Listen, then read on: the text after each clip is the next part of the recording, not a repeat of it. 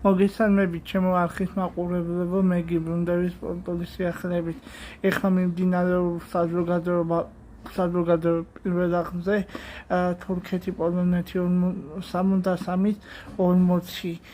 ჩემო არხის მენელებო, ხვალ მორიგ მატჩ ვიხილავთ ხვალ კიდე მორიგ ვიდეო ჩავწერ ხვალებო ბასკეტი 2025 საქართველოს ნაკრებმა პირველად მოახერხა და საფრანგეთი გააგდო ფავორიტი რანგში იყო საფრანგეთი და თორნიკე შინგელია გამოირჩეოდა ყველაზე შედეგიანად 24 ქულა კამალბოგინთან ერთად და ყველაზე მეტი ინსტრუმენტს ბიჭებმა და ბრავო მათო ჩვენ ბიჭებს და ხვალინდელ მატჩში წარმატება მინდა უსურვო ჩვენ ბიჭებს.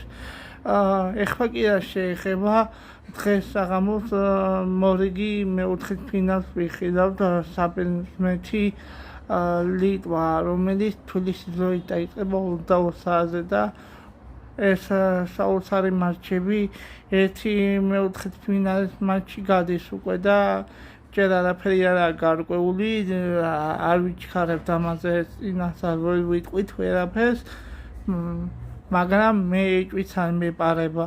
ეხლა შეეხება საქართველოს ნაკრებზე საფეხბურთო მატჩებზე გადავიდეთ.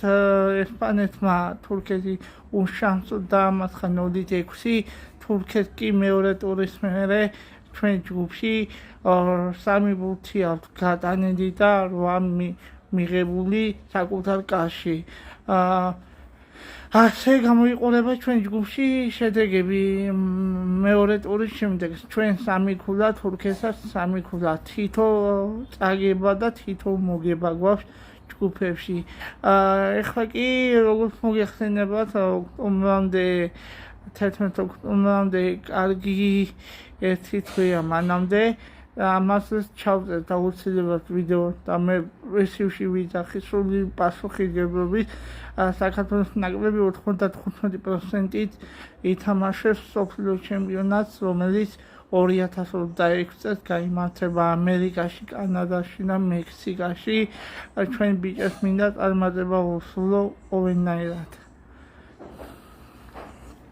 ეხლა კი რა შეეხება და კიდე გიორგი მიქავტაძე მორიგი ბურთი აიტანა და უკვე 21 გოლია მისანგარიძე და ძალიან მაგარი თამაშები გველის ნოემბერში დასრულდება ბოლო 2 მატჩი და ნოემბერში გაიყვება ჩვენი ნაკრები ითამაშებს სოფლიოზე თუ არა. მე დარწმუნებული ვარ ყოველ შემთხვევაში ჩვენ სოფლიოზე ვითამაშებთ. თუ მოგეწონათ ვიდეო გამოიწერეთ, გაიზიარეთ, მე დაგიბრუნდებით